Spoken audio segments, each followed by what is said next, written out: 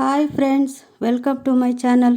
ఈరోజు మనం బాబా పూజ చేసేవాళ్ళు ఎలా ఉండాలి, ఎలాంటి నియమాలు పాటించాలి, బాబాకి ఎలాంటి నైవేద్యాలు పెట్టాలి, వీటి గురించి మనం తెలుసుకుందాం. ప్రతి గురువారము కూడా చాలామంది బాబాని పూజిస్తూ ఉంటారు, గుడికి కూడా వెళ్తూ ఉంటారు. ప్రతి ఊర్లోనూ కూడా బాబా గుడి ఖచ్చితంగా ఉంటుంది, అందరూ వెళ్తూ ఉంటారు. కానీ బాబాని పూజించే వాళ్ళు ఎలాంటి నియమాలు పాటించాలి, బాబాని ఎప్పుడు పూజించాలి, ఎలా పూజించాలి, ఏ పువ్వులు వాడాలి, ఏ పువ్వులతో బాబాని పూజించాలి అనేది చాలామందికి తెలియదు. ఈరోజు మనం ఈ వీడియోలో తెలుసుకుందాం. బాబాని పూజించే వాళ్ళు చాలా శాంతంగా ఉండాలి, కోపం తెచ్చుకోకూడదు, ఎవరిని ద్వేషించకూడదు, అందరి పట్ల ప్రేమగా ఉండాలి, గౌరవంగా చూసుకోవాలి. అలా ఉంటేనే బాబాకి ఇష్టం. ఇంకా బాబాకి ఇష్టమైన పువ్వులు ఎర్ర గులాబీ పువ్వులు. ఎర్ర గులాబీ పువ్వులు అంటే బాబాకి చాలా ఇష్టం. కావాలంటే మీరు బాబా గుడికి వెళ్ళినప్పుడు గమనించండి, అక్కడ ఎక్కువగా బాబా గుడిలో ఎర్ర గులాబీ పూలు అయితే ఉంచుంటారు.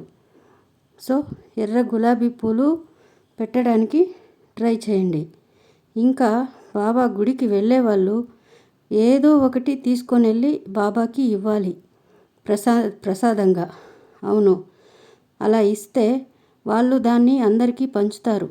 అప్పుడు బాబాకి చాలా మన మీద ప్రేమ కలుగుతుంది.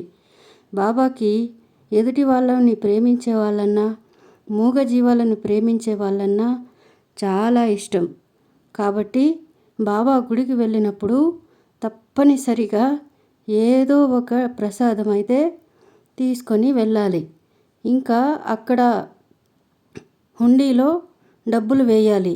అక్కడ హారతి పళ్ళెంలో మనం డబ్బులు వేసినా వాళ్ళు తీసుకోరు, ఎందుకంటే అది బాబా వారికి వేస్తాం కాబట్టి.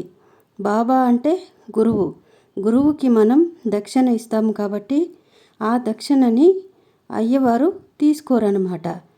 ఇంకా ఇంటిలో పూజ చేసేవాళ్ళు, బాబా పూజ చేసేవాళ్ళు గురువారం ఉదయం 7 గంటల్లోపే పూజ చెయ్యాలి. ఆ తర్వాత సాయంకాలం 6 గంటల తరువాత పూజ చేయాలి. అంతేకాని మధ్యలో అంతా పూజ చేయకూడదు. ఉదయం హారతి, సాయంకాల హారతి బాబాకి చాలా ఇష్టం. ఇంట్లో పూజ చేసేవాళ్ళు తప్పనిసరిగా బాబాకి పాలతో చేసిన నైవేద్యం పెట్టాలి. పాలకోవా లేకపోతే పాలతో పాయసం ఇలాంటివి చేసి పెట్టాలి. ఇంకా రొట్టెలు అన్నా బాబాకి చాలా ఇష్టం. చపాతీలు ఇట్లాంటివి చేసి కూడా పెట్టొచ్చు. అలా చేసి పెట్టినా బాబాకి చాలా నచ్చుతుంది. బాబాని పూజించే వాళ్ళు ముఖ్యంగా అయితే శాంత స్వభావంతో ఉండాలి. దేనికి కోపం తెచ్చుకోకూడదు. అన్నీ ఆ బాబా చూసుకుంటాడు. ఎవరిని ద్వేషించకూడదు. ప్రేమ భావంతో అందరితోనూ ఉండాలి.